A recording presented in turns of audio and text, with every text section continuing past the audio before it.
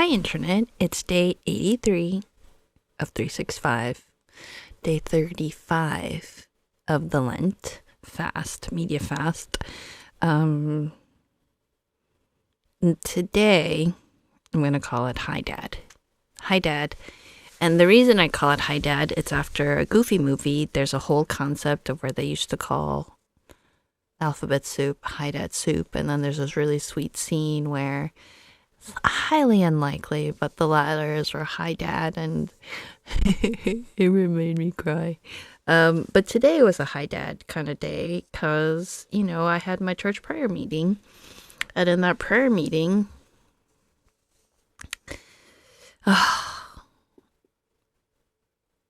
it's Lent, right? So Lent season, it's the season of Easter where we think about the gospel message. And if you're Christian, and I'm going to use should. I try not to. Like, we should do this is a bad form. Because I think growing up in a very performance mindset, I think I've been stifled a lot about like, well, you should be this, you should be that, whatever. I noticed the laundry on my bed and it's like, do I clean it? No. It is what it is. I'm a bit of a mess. Which is why I didn't have this setup for a while, because I am constantly rearranging the chaos to be less chaotic, but I am chaos. But anyway, so a lot of messages and a lot of things we're reading and reflecting on.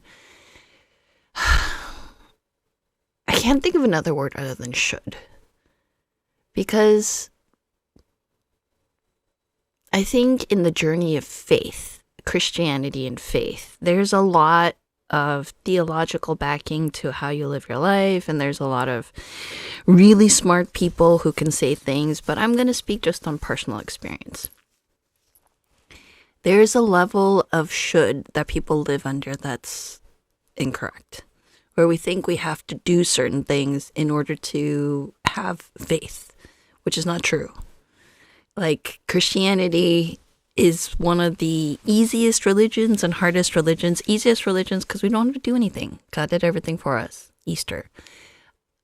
But in response to God doing everything, having done everything, we should change. Like, there should have been a moment of like, oh wait, for God so loved the world, he gave his only son. Like,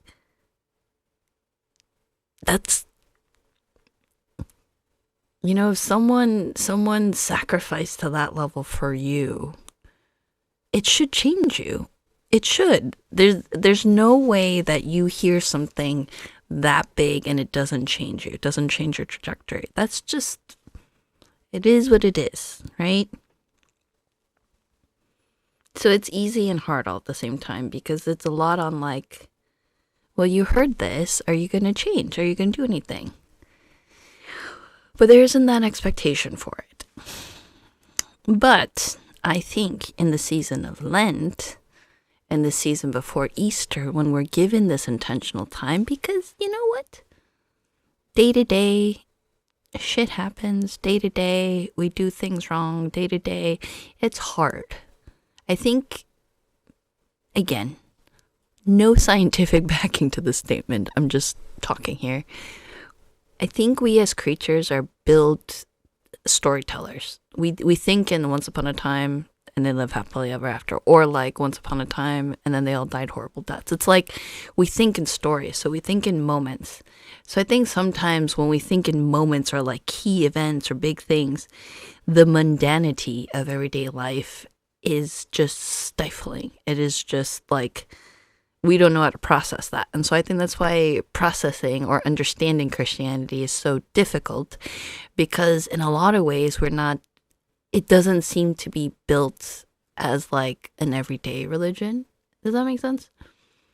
It seems to be very event, like Jesus came to this world, like, and that's not true. It's not true, but I think there's sometimes that mistake or misunderstanding of religion that way.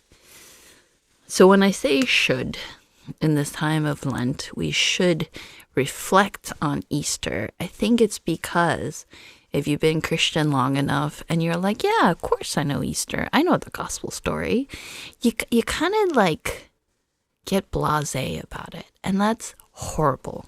That's horrible. We should never, if you claim Christianity, you should never ever allow yourself to be blasé about this. And I say that in much shame, that I think there have been times I have been blasé about it.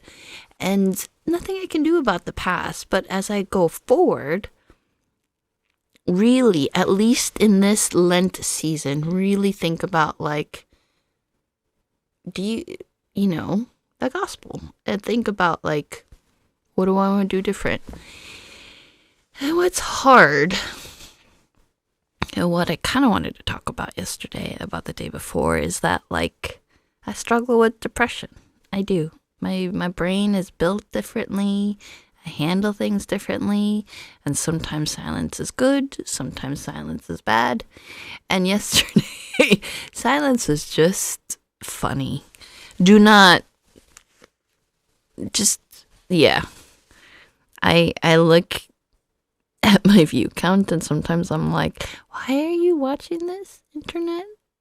It's my own little corner. I mean, you're happy, you're welcome to, but like, why?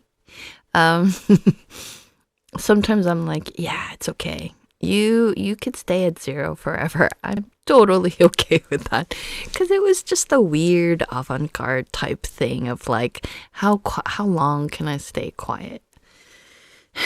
Today I had a great conversation with my Father God, and I thought about my dad. I thought about the relationship I get to have with my dad, and then I was kind of heartbroken because he's getting older, and I still feel like a failure sometimes, and I just like, yeah. And then I think about like people with dads who don't have as strong of a relationship as I do with mine. And then even then I'm like, ugh, what kind of person are you, Anne? You got a great dad. He's a little weird. And there's things, yeah. But this is the man. This is the man who shaved his mustache, which I know he loved because his daughters begged him to do it.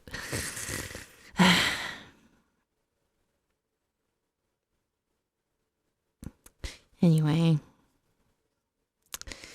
I think I'm going to end it there. No, just, if you are watching, dear internet, and if you are getting anything out of my random videos and mutterings, just call your dad if you can. If you can't, I'm really sorry. But if you can't, and you're like wanting to, I get it. And there's always our Father God. That's the extent of my proselytizing. Man, that just gave my heart a little thump there. Like, this is my own little corner. No one's gonna come here. This does not count as evangelism, Anne. Future me, if you saw this and you're like, oh, and evangelize. No. This isn't even practice for that. This is just, I was just thinking about people without fathers, people without a good relationship with their dads, and thinking about how God is there, but that's a much longer conversation, and it shouldn't be in this format, and I'm getting tired despite the insane amount of coffee I had, and still thinking about some of the stuff I know I ought to do, but I'm not doing.